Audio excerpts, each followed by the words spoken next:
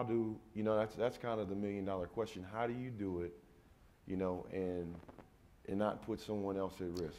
And that is a big challenge. I got to be honest. When food really took off, and I always, even till today, I always have a healthy paranoia that it's just such a great dream I've been living. I started spending 6 months overseas in factories and everything. My wife said, I saw you more on TV than I saw you in person, and I lost my family. That's what it is, right? And most entrepreneurs do that. On the flip side, I didn't get chances, to really talk to my mother much anymore. We were best friends, but mom's like this sometimes. Hey, I just saw a house in Tennessee. I went for $1,000,000. Just wired me the money. She has no problem no more, right? So it all depends on what the sacrifice pays off. But I want to know a little bit more about who you are as your product. So I know your product. Why don't you tell everybody the product you have? Because you're saying that about the risk and everything, but I know you made it to Shark Tank, and I know there's 25,000 applicants that make it, and we only see 90 people, and you stood up there in front of us, in front of all those sharks and millions of people, and you held your ground. And so you are seeming a little passive here, but you're an animal, and I know it, right? So why don't you tell us about your product? Okay. What is your product? Well, first of all, thank y'all for coming out. It's a blessing to be here. I'm honored. My product is a system called HydroMax. I was an athlete. I was good at what I did, but God had other plans, and I feel like HydroMax was one of them. When I was an athlete, what I noticed is that my competitiveness and my focus did not allow me to pay attention to myself sometimes. Sometimes I put myself at risk, and as I've gotten older, that's kind of the culture of athletics. We want the kids to work harder, we want them to go stronger, and we're starting to see kids die. We're starting to see things happen to the extreme where, scientifically we've isolated what those causes are, and some of them are just as simple as hydration. So when I saw that and I noticed that, I was towards the end of my career, and I used to think if I can just have an IV bag on my shoulder pads or in my shorts or somewhere to where I can have water, it would improve my performance, and it'll keep my coach from giving me a hard time because I need access to it. So I said, how do I make this happen? If MacGyver was here, what would he do?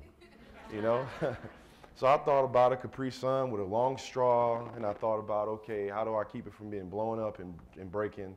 Ultimately, I came to the design of HydroMax, and it's a 16-ounce water bladder that mounts to the exterior shell of shoulder pads. It has a protective shell on it so it won't break.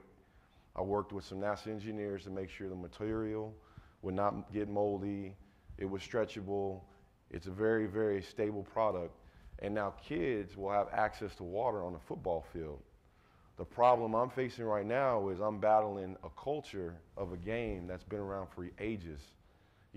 Over 20 million people play this game, and water is still perceived sometimes to make you weak. So I get a lot of feedback that's positive. It's a great idea, but I'm battling people starting to pull the trigger and change the culture.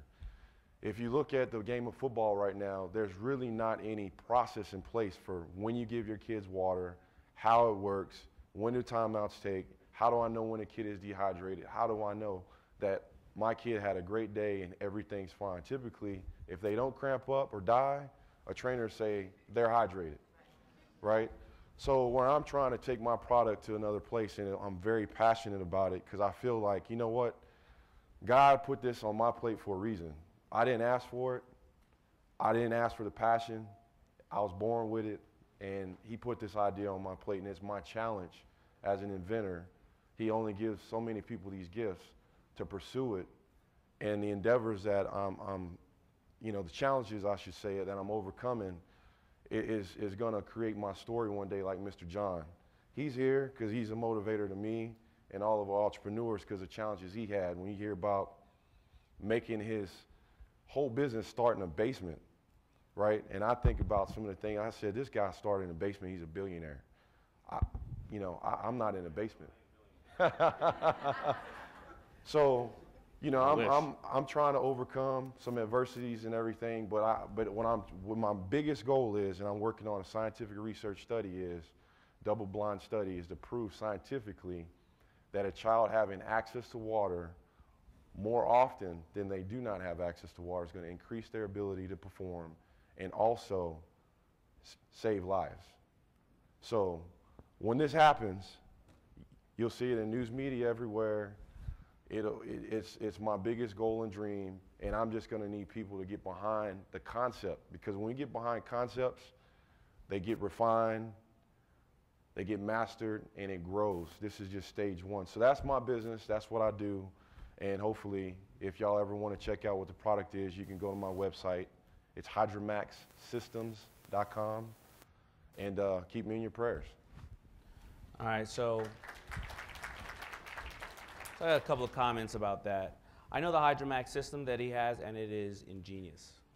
And if I don't know if you explained it correctly. I was listening, but it snaps into the shoulder pads of these kids. It can take a hit, and it has I forgot what size kidney on it, and it's like the Camelback, and it is an amazing product. Now, Chris just stood up here. He's articulate. You know, he's spiritual. He said some words on there that I got to go look up later, because that's just what it is, right? Handsome guy.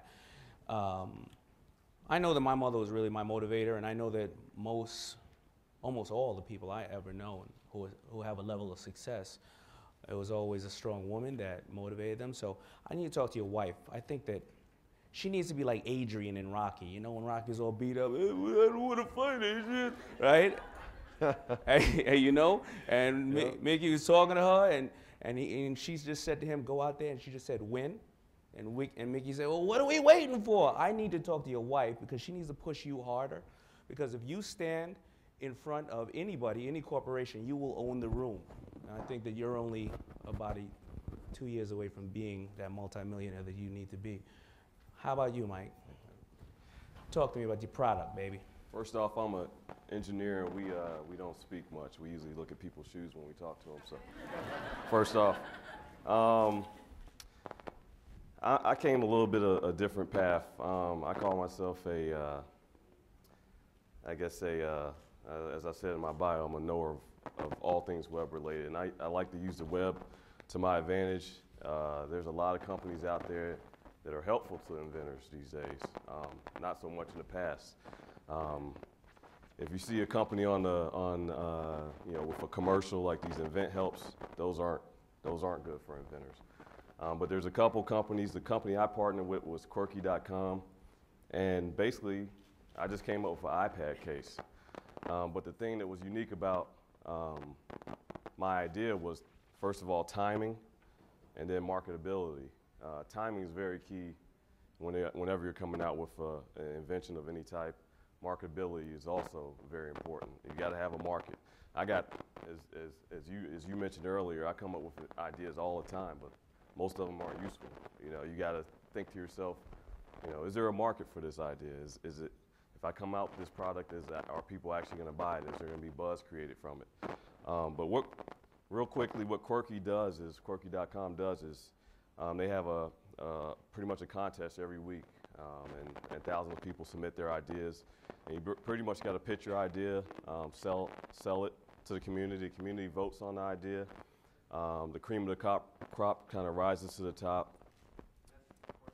Quirky.com, QUIRKY.com, and you're voted upon throughout the week. Your idea rises to the top, and then the staff actually makes the decision on which idea they want to bring to market. And again, I just came out with the iPad case, but the thing was the timing. Again, I came out before the iPad was actually announced. We didn't even know the name of it, but there was kind of a buzz. We knew it was coming. In my submission, I actually called it the iSlate, iTablet, because we didn't know. Take this mic. Oh, appreciate it. But again, it was just the timing of it. And I sold the community on the idea that at the time, Quirky was about 8 months old as a company. I sold the idea that the iPad market, the Apple market, was a huge market, RIP Steve Jobs, and it would bring a lot of new members, new customers to the Quirky community. So I sold them on that idea, and I actually won. From that stage, what they do is actually go into a design stage, and they have community members actually submit their designs, and you can actually earn a little proceed on every one that's sold if your design is a winning design. My design actually came from the community. They also have a team of designers that submit designs as well. The next stage is they go into naming. So even if you're not an inventive person, but you're creative and come up with names, you can go on there and name products, and you'll get a little piece of the pie as well. And then they used to have a tagline stage as well, but I think they got rid of that. But in a nutshell, my product was designed, and they put it up for launch. And they actually don't make any of them. It's a pretty cool idea, because they don't make any of them until they sell what they call a threshold limit. So they set this threshold limit of 500 units or whatever, and that basically covers their manufacturing costs. It tells them if there's a viable market or not. After the design was out there, it got picked up by a bunch of popular tech magazines, as I hoped. But at the time, I was hustling. I was submitting, gathering information on as many Apple blogs as I could possibly contact. What made people want to buy this iPad cover? Is it it was just totally the design, function? It was a design. Technology? Yeah, it was a design. It was a very nice design, pleasing to the eye. But also it worked in landscape view and portrait view. You can set multiple angles. Got it. Okay. So it was a unique design. But again, it came back to hustling, as you mentioned earlier. This business, you getting your idea out there, you gotta put in the work. So I was contacting as many companies. I think I stayed up for 3 or 4 nights, contacted about 200 individual blogs, and my product is still the record holder on that company to hit threshold. I think it hit threshold in about 3 days.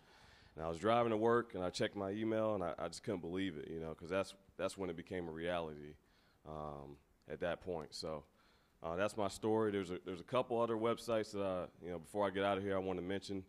But I'll tell you those a little bit later. Appreciate it. So the question is, all right, so you had a great run with that, and you always have to have product extension. Are you going to build a bigger accessory company in general off of that? You had a great run, so now it's always easier to satisfy and upsell an existing customer again than it is to acquire a new one. Are you going to go make new iPad covers, things for BlackBerry, everything else, or because you're an inventor, are you just going to go and make now a toaster? You know what I'm saying? Yeah, I'm actually. They actually came out with another for the iPad too, but I'm actually going more the second route. I'm using this funding. I got a lot of other major, bigger ideas in mind that I want to bring to market. So will you go the same route to bring to market? So the way that you're going to market, are you having them tested basically for you, and then at that point you say, "This is a home run. I'm going to go bet the farm. I'm going to a big manufacturer." What do you do? See, Quirky has one disadvantage. The disadvantage is if you lose, your idea is out there. Public domain. Yeah, your idea is out there. Everybody can see it, so people can take your idea. So I don't use Quirky for just any idea. That's the one disadvantage on Quirky. If you don't win, thousands of community members, thousands of people have seen your idea. It's exposed. So would you use Quirky for something like, all right, I'm going to put out an idea. It's half-baked. It's in the direction I want to go, but I'm using this as a test. I want to see how people respond to it, but my real concept's here. I'm going to really bang it out of the park with that, right? It's a good tool for that, and they actually give you feedback. You get information on the people who voted for you. They actually, ask. It's analytics. Like a survey, so you get a good analytics. So if that's a starting point for you, that's good, but you still have that risk that you're putting your idea out there unless you have it patented. All right, so the first question on the card is going to be, as a new inventor, one of the largest problems is finding a good manufacturer. How do you go about finding a quality manufacturer? And what are some of the tips to negotiate with